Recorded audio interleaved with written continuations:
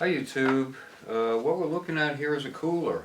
Yes, I'm proud of my cooler. No, this is actually a hay box, or sometimes they call them a thermal retention cooker, or even sometimes a hot box. But what this is used for is to cook food. What you do is you heat food in a regular pot and put it inside this. Usually you heat that food up to boiling, and you put it inside of a thermal cooker or a hay box, and you use it. The retained heat will cook the food. It's similar in some ways to a slow cooker, and a lot of slow cooker recipes will work well in one of these things, but it's not, you don't add any additional heat or energy. Once you heat it to boiling and put it in here, that's what you use to cook.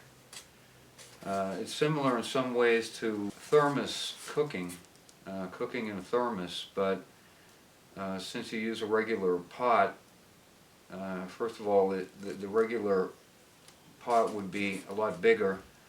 What I have here, now I have about 3 inches on the bottom of insulation, and what I chose to use in order to do that was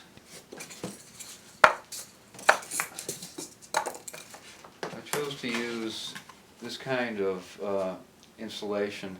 I had this from another project that I did a few years ago, and so I just had some of this around. But there's 3 inches of it on the bottom, and inside I have this pot, and that's a 2-quart pot. That's enough to cook. That's enough to cook a full-size pot roast, which I did do in this thing the other day, and it really did work well. I've actually cooked a few things in this thing already, and pot roast was one of them. Now, what I've got here, this is a cardboard cutout that I made to fit my pot, and I put a bottom on it, a cardboard bottom,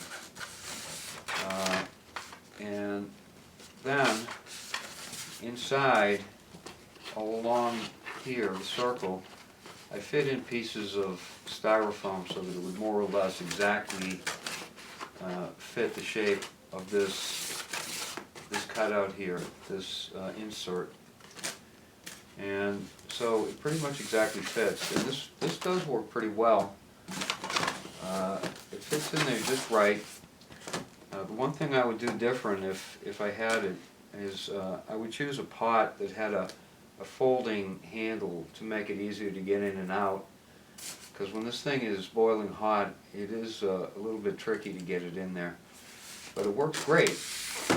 Now, the pot roast I cooked in there, it held that heat. I put it on the stove just to cook a regular pot roast, put it on the stove, and I heated it up to boiling, which is 212 degrees Fahrenheit, and I simmered it for 20 minutes to make sure that everything, including the inside of the pot roast, was at 212. Then I put it in here, and I put in my little additional insulation. The reason I don't have these glued in is because it makes getting the pot in and out a little bit easier. And then I put in these socks to just add a little additional insulation with this towel on it. Just kind of loosely stuff it in there. Put this on top, close it up, and then I actually put this on top of it. And this is the world's ugliest pillowcase with some packing peanuts inside of it. And that's just a little additional insulation for the top. But anyway, the pot roast, when I cooked it, I left it in there for 4.5 hours. And when I took it out, it was still 185 degrees. And that's pretty good for such a simple little thing. Now, 177 degrees would be the lowest temperature that I'd find acceptable for that length of time.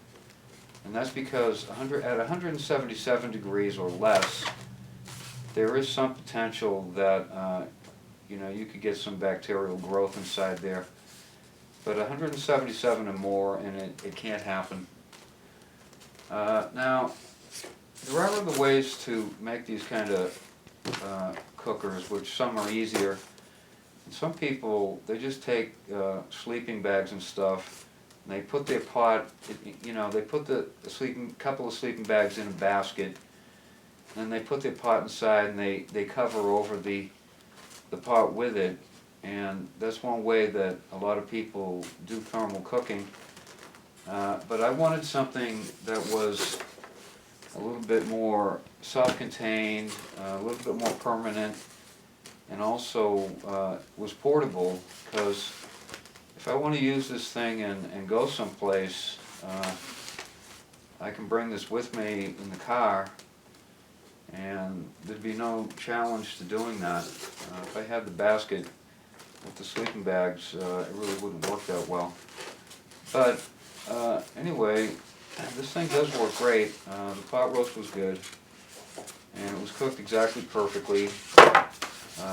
I used a half an hour of heating to heat it up and then simmer it for 20 minutes. So it used 20% of the energy, and also that heat was not going into the house, which you really wouldn't want on a hot day. You don't want to be fighting your air conditioning, or if you don't have air conditioning, you don't want it any hotter in your house than it has to be. So that's about it, and I hope you get some ideas from this. This only took me, I'd say, an hour and a half to make this thing. So it's not complicated or time-consuming to make it, and if you combine this with a rocket stove, you'd be using hardly any energy at all to even cook a full-size pot roast. So that's about it. Thanks for watching.